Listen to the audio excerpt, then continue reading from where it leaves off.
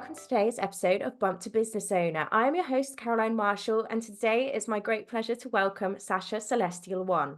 Saasha is the co-founder and CEO of OLIO, a free app harnessing the power of mobile technology and the sharing economy to provide a revolutionary solution to the problem of waste.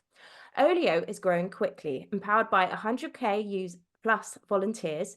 Since 2016, 7 million Olioers have successfully shared over 130 million portions of food and 10 million household items with each other in 62 countries.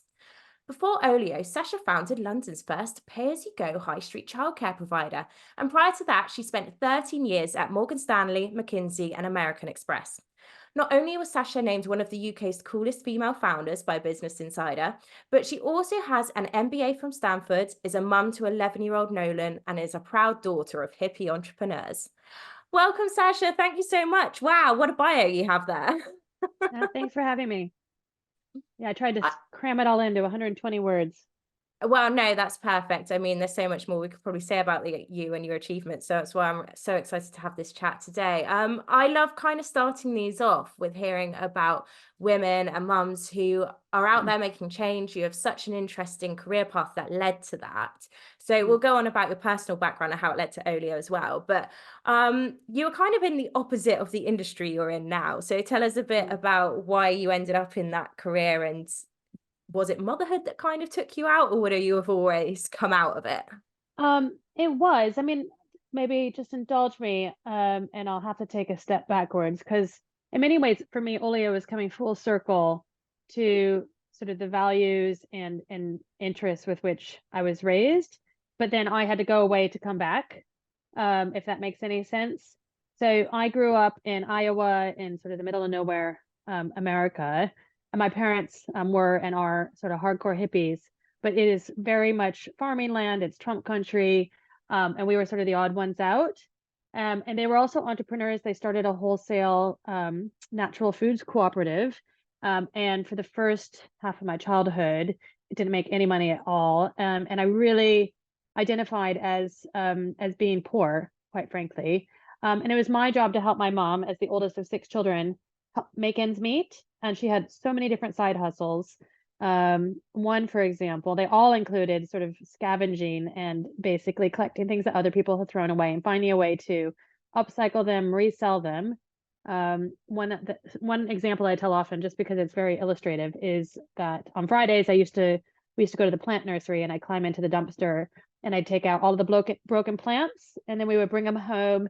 And my mom was just a genius with plants, and we would repot them and nurse them back to health. And we had a year-round plant sale on our front porch, for example.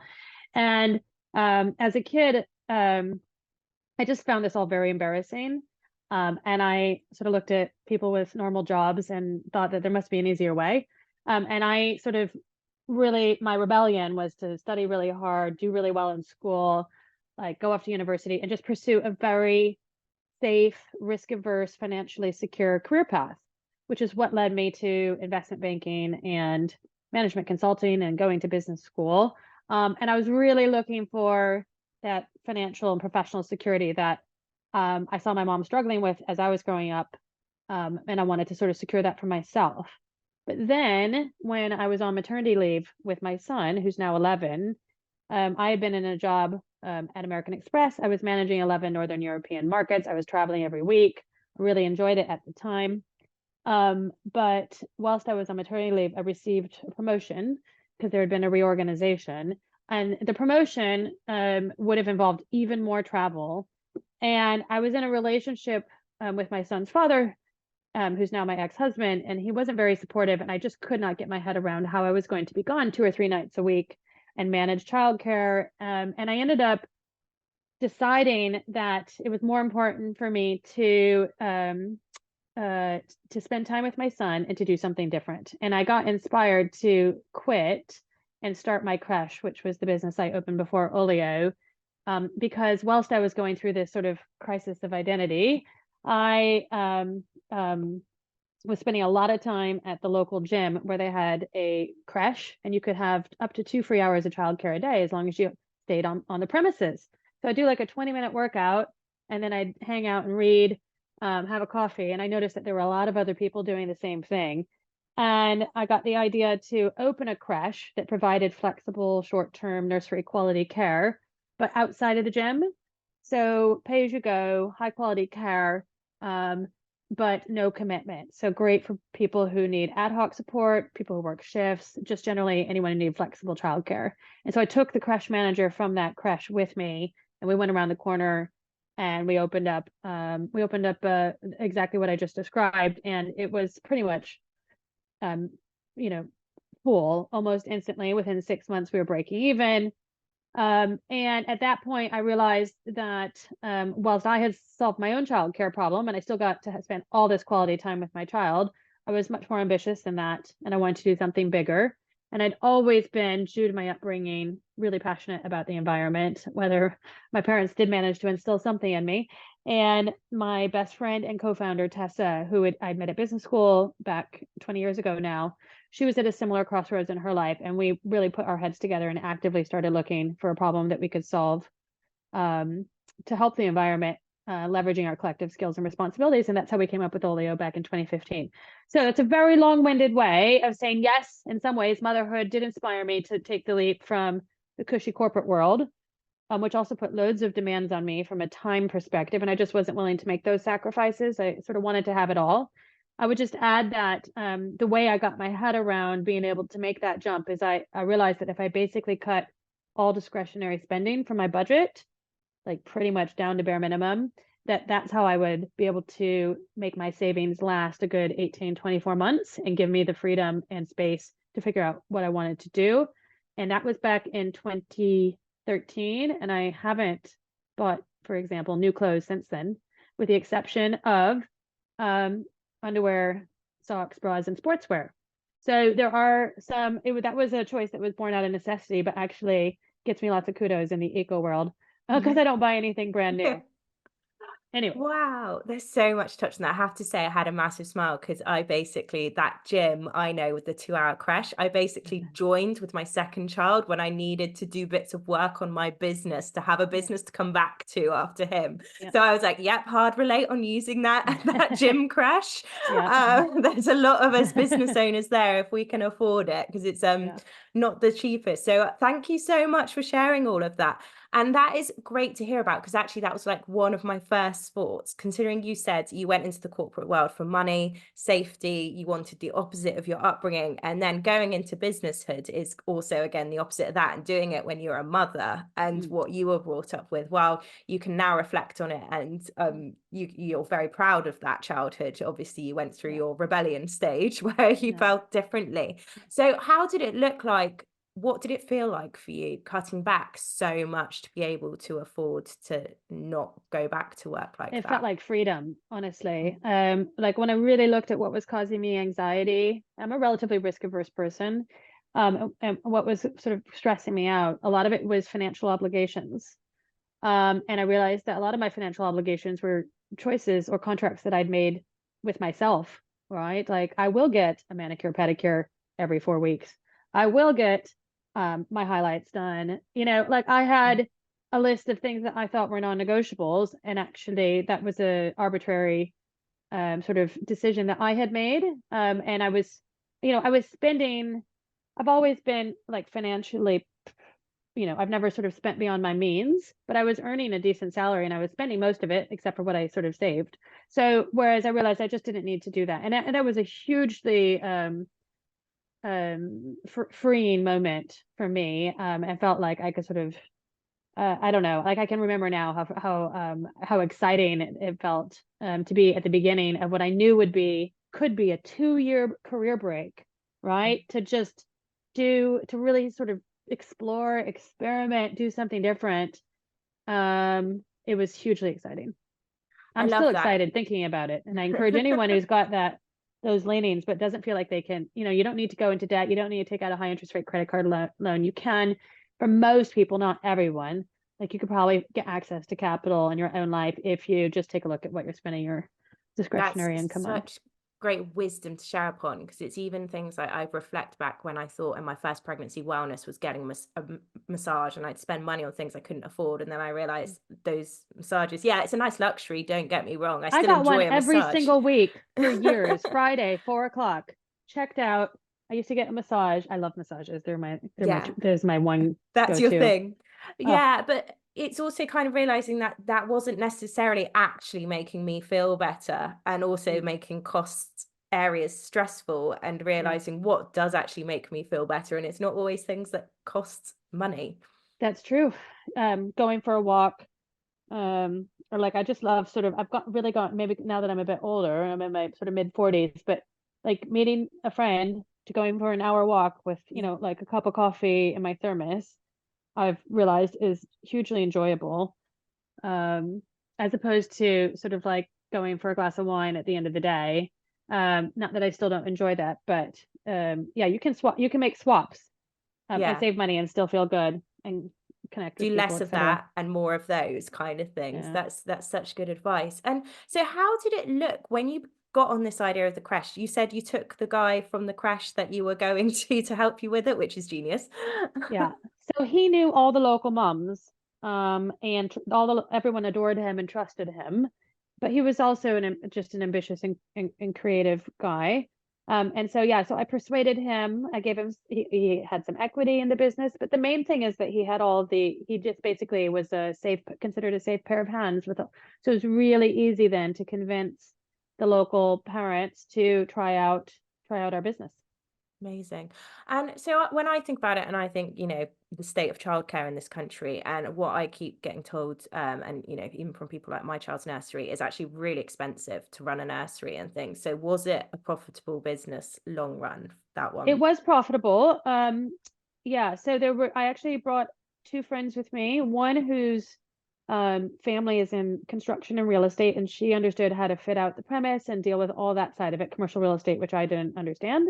And the other one who's a social worker, and I met her at pregnancy yoga, and she really understood all the regulatory requirements with regard to um, working with Ofsted and early years education and all of that kind of stuff, which was not just as an American was very foreign to me, but also as someone who came at it from a business perspective.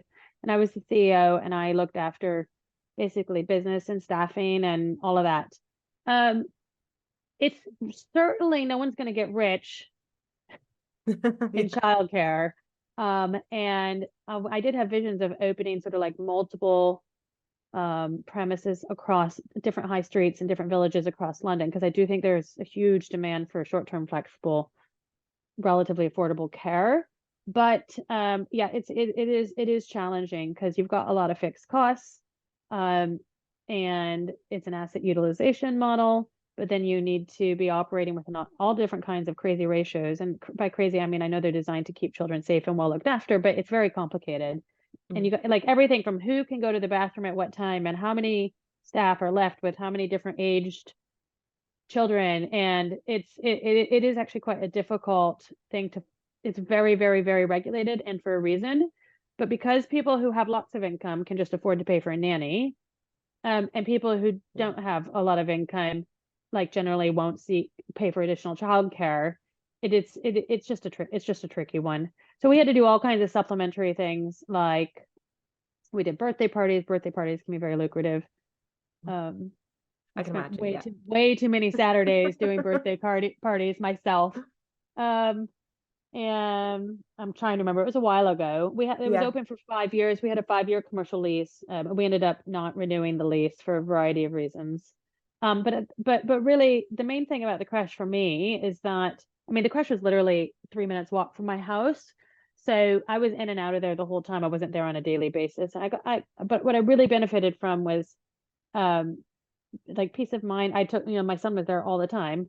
And I spent that time, it was only like a year and a half after I started the crash that I started Olio. And without having that access to that like free childcare, I don't know how I would have ever have found the bandwidth and the stamina to do what Olio needed me to do in the first year of launch. So it was a means to an end. Yeah. I love that. And also what you're telling about all these people you bring in with the skill sets that you found various place, that's kind of like your community, and pulling on, asking for help, pulling on people, bringing them in, kind of your community background. I wonder, did you ever think being the eldest of six, it kind of helped your leadership as well? Definitely. Yeah. I'm the one you plop in the middle of an island and there's a spreadsheet within an hour. Here's what all of you are doing. Yeah, color coded, task list, Gantt chart. Yeah, no, I'm hyper organized. I mean, I always said it's also because I'm a Virgo. I mean, I'm not sure how much anyone believes, but I'm a Virgo and I'm the oldest of 6 kids. And like, I've got those stereotypical traits. Yeah, I love that when you can look at your star sign and be like, yeah, that's absolutely me. And so you started Olio while you still had the creche as well. So that helped you Yeah. use the creche childcare for your business. So you basically built Yes. your own childcare system as well. Yes. And for my co-founder, she used it the whole time as well. Oh, wow. So we both leveraged the free childcare and then would spend that time together working on Olio. And how did it feel going into business with your best friend? Because I'm always like a bit terrified. I'm a solo founder at the moment, not saying I always will be, but I'm a bit terrified about having someone I'd have as a co-founder, let alone if it was my best friend. She's my best friend now. She was like, top 5 back Oh, she then. got promoted. She got promoted. Yeah. I mean, I'm a bit old for best friends, but yeah, working with someone, I often call her my work wife now. To be honest, I don't think there's any other way I could do it. Mm. I need to have that genuine level of love, respect, and accountability for someone for me to really want to go the extra mile, deliver above and, like just really impress the other person with my commitment and execution. And so I find it very helpful when I have a lot of care and love for the person that I'm in a partnership with. I don't know what the love languages are, but like acts of service or whatever. So Yeah, if the business gifts, is an acts act, of gifts or something like that is another one. Yeah. yeah, exactly. So I feel a lot less attached to a stranger or someone I was sort of matched with at some type of in an accelerator, right? Mm. Whereas I think the mutual accountability we have to not screw up our friendship, right? Because we're part of a larger group of friends who've known each other for 20 some years. And I think it actually helped provide some really strong positive reinforcing elements to making sure that the foundations of not just our friendship were like preserved at all costs, but then that as we approach business, that like respect is always there. Maybe because the stakes are higher, Yeah. right? Yeah. And I've seen so many, and I do think co-founder relationships can really make or break a founding team. And I've seen lots of fellow founders really struggle or fall out with their co-founders, and it can be really destructive to the culture, to the team. Investors can lose confidence. So I personally think, and our investors have told us that it's one of our unique selling points is the strength of our relationship. I love And that. And part I of that love has to do with that. the fact that we were friends before, and therefore Yeah. we really, really, really treat each other, we make sure that we're fully aligned. I love that. And it's kind of, yeah, because I've seen a lot recently on something that's growing, and which I'm sure you've seen, is like co-founder therapy Yeah. kind of thing. And I wonder, there's such a point with that. I mean, you clearly guys don't need it, but I can imagine if that's something you don't have instilled in there, that coming from a place of respect is just so valuable. And so you and Tessa got the idea. Was it the idea it was always going to be a tech platform, or how was Yeah. the idea from that? And how did you go from like idea to like, right, we're doing this? Um, I'll skip the sort of how we decided on Olio, but we February 9th, 2015, we had the aha moment that this is what we wanted to bring to life. And that and because we had dismissed food waste as a way, we completely underestimated how big of a problem food waste was, because Tessa grew up on a dairy farm. She worked on the farm all throughout her childhood. She similarly sort of skipped town and went away to pursue a different career.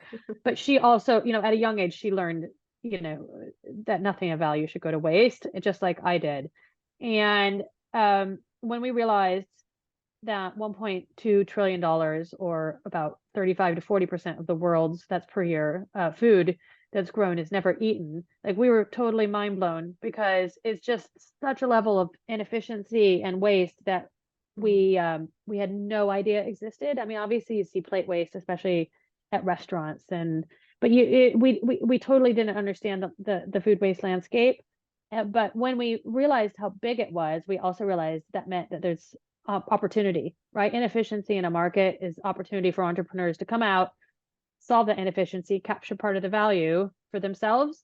And that's one of the reasons actually we've really, I think one of the few, there's several, but it's one of the core reasons why we've been successful in fundraising is because the problem that we're tackling is so big that no one has to argue about the total TAM because it's self-evident.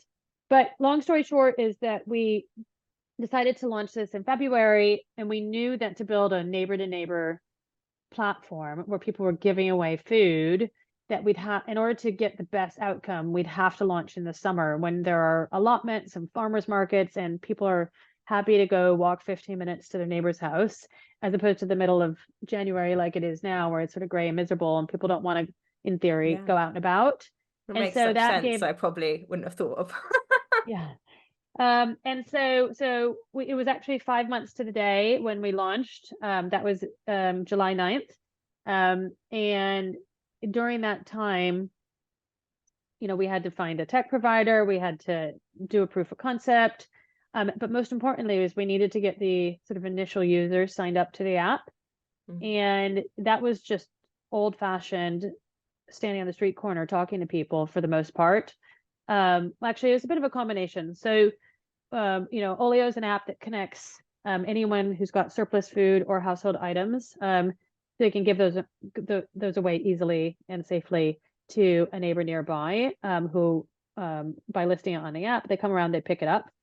And we've evolved a lot since that, but that was the sort of original core premise or use case.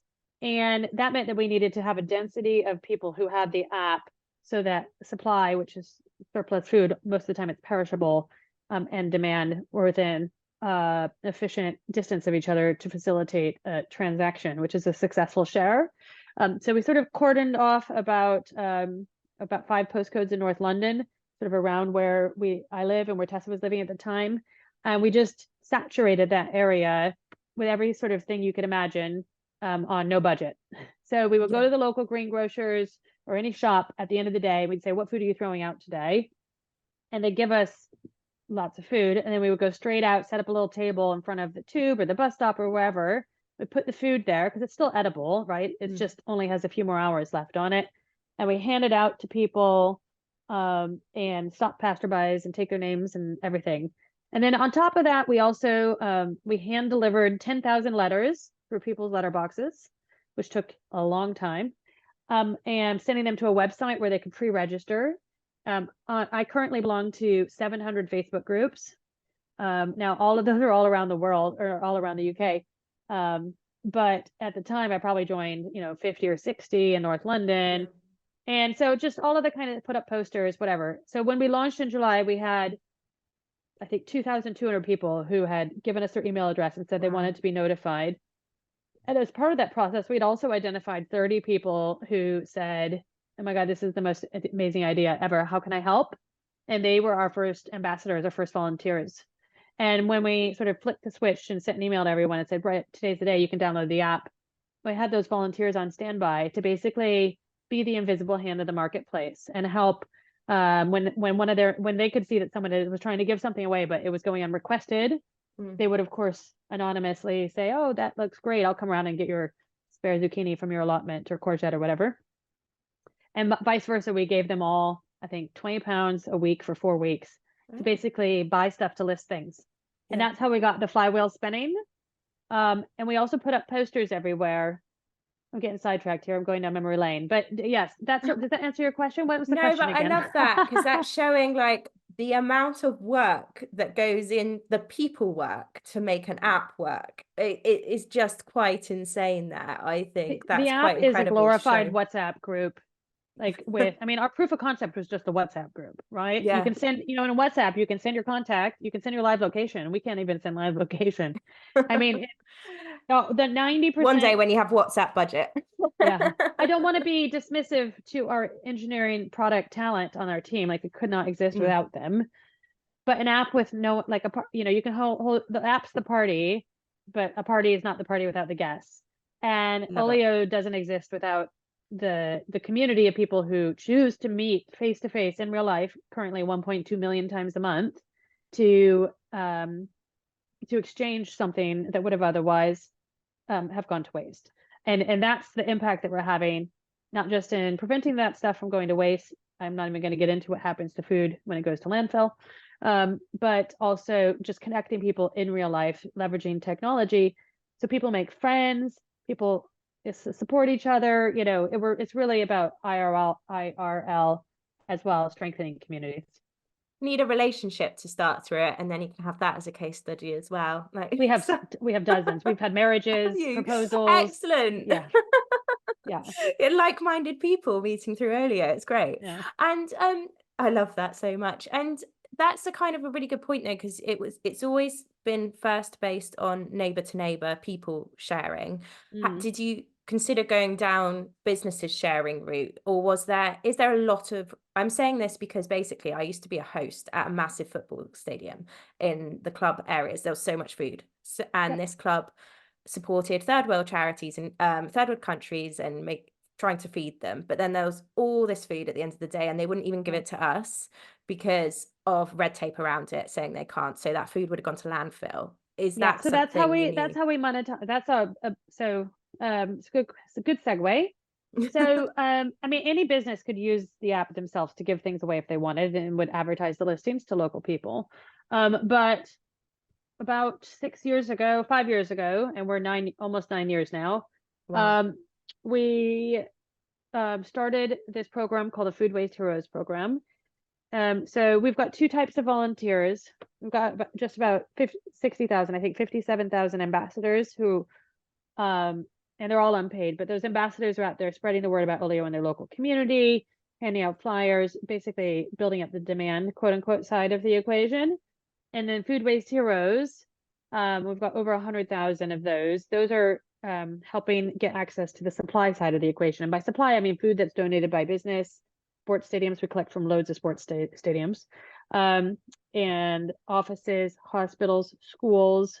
I mean, basically anywhere there's edible surplus food, we can collect everything from hot food to sushi. We've got assured advice from our primary authority, which basically means the legal sign off that our processes are ensure the safe collection of all food types. Anyway, so the way it works is that business has surplus food and we match a food safety trained volunteer with a collection. A collection is a time, a location, and a date. So Tuesday, Tesco, Holloway Road, 8:00.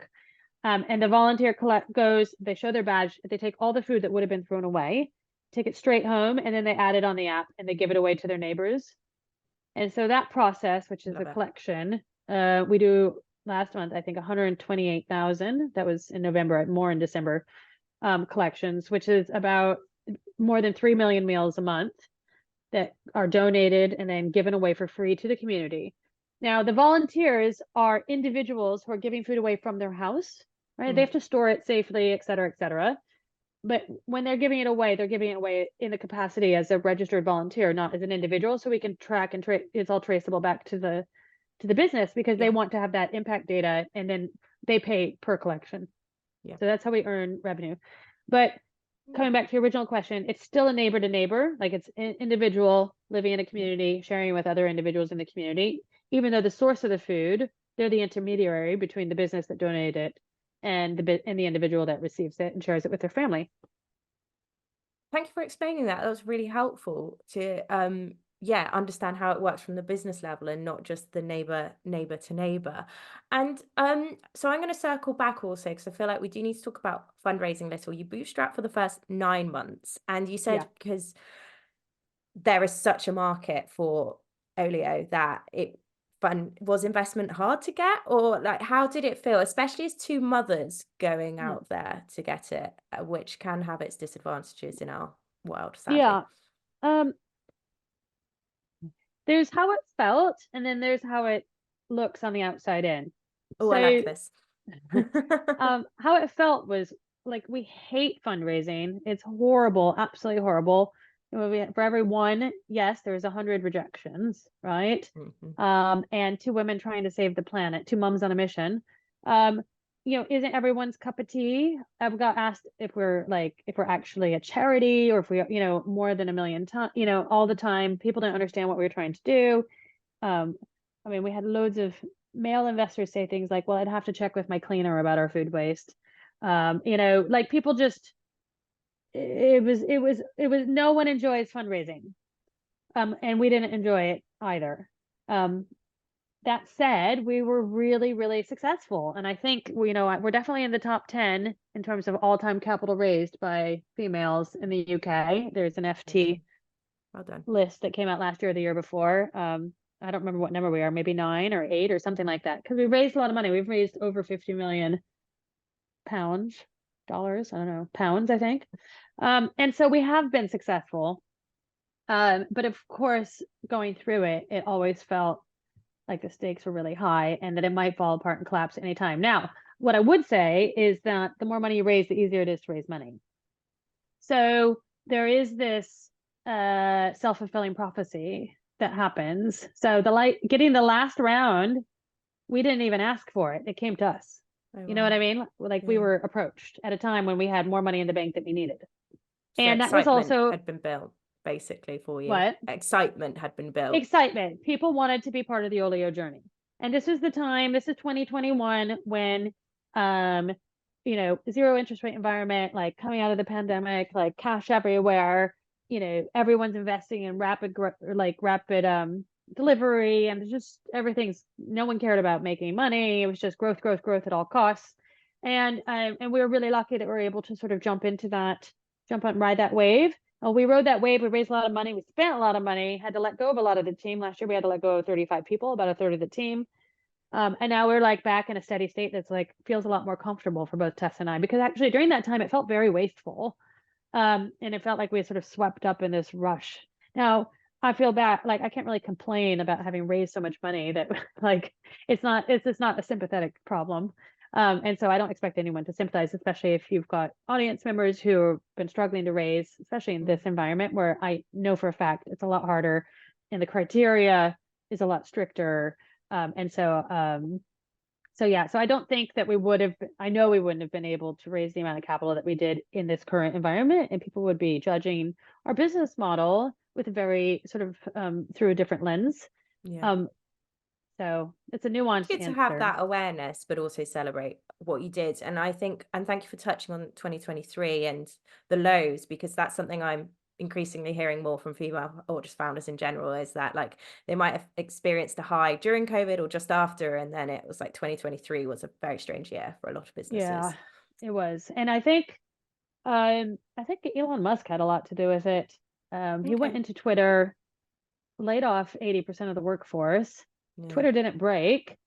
All of a sudden, everyone is looking at all the other big tech companies, expecting them to do the same. Like, well, if Twitter can do it, you can do it. So it just had this massive cascading effect, which was, uh-oh, everyone look around. You can cut your expenses a lot and still maintain your output. And there was a real expectation that came through the market, through our investors, that it just became like you had to take a look like at your runway, at your costs, and do a rationalization exercise. I'm not necessarily saying that was bad. It was just happened quite quickly, and it felt non-negotiable. That's so interesting. I've not heard it from the perspective of Twitter or X and that filtering down. So that is a really interesting one to I look definitely back think on. that shaped the perception of what extraneous expenses might be available for trimming Yeah. in tech companies, for sure. I love that. And it kind of ish roundabout leads on something. It's like I've some conversation, I mean, people have been talking about like anti-bro culture recently. And do you kind of feel that as a tech app, there can be a lot of that around? And you as two mothers, how do you handle that of like, well, I'm sure you do work all the hours, but also there's sometimes you just have to prioritize something else. And how has if you ever felt different in your industry in that sense? Um, I think in the beginning there were times um in my network of founder friends, a lot of them, I'm definitely like one of the older ones. And for a long time, my son's 11. And for probably the first half of Olio, I was in, God, my early 40s, and most of the other founders are sort of more in their early 30s. Mm, And now they've all migrated to their sort of late 30s and they've all got young kids, right? So it's they like get this it. all of a sudden they all get it all of a sudden. But there was definitely a period of time where that the vast majority, sort of 80% of my peers from were not experiencing the strains of parenthood, and of course most of them are men, so even of motherhood. But actually, it's been quite a shift I've noticed in the last couple of years, which has been super interesting. And I don't know if this is reflective of, but and because they're all overachievers, there's all these like um real efforts to split all the childcare and all of the I love um that. associated household duties, like quite strictly, like 50-50. Wow. Okay. So it's been really interesting watching, and I'm talking about like dozens and dozens and dozens of founders that I know really closely from the retreats I Mm. go in and from the networks I'm in. Um, yeah, so I'm not sure if that answers the question. No, I love that because because I run a virtual assistant agency, a very female industry, but for a while, a lot of the agencies were male led. And I felt like when they were doing it, it's cool. When Jane down the road, if I'm being really honest and quite Yeah, open, Jane down the road with two kids, just made up Jane, but you know what I yeah, mean? Is doing it. It's not as cool. And it's like, oh, yeah, bless you, you're starting yeah, a business.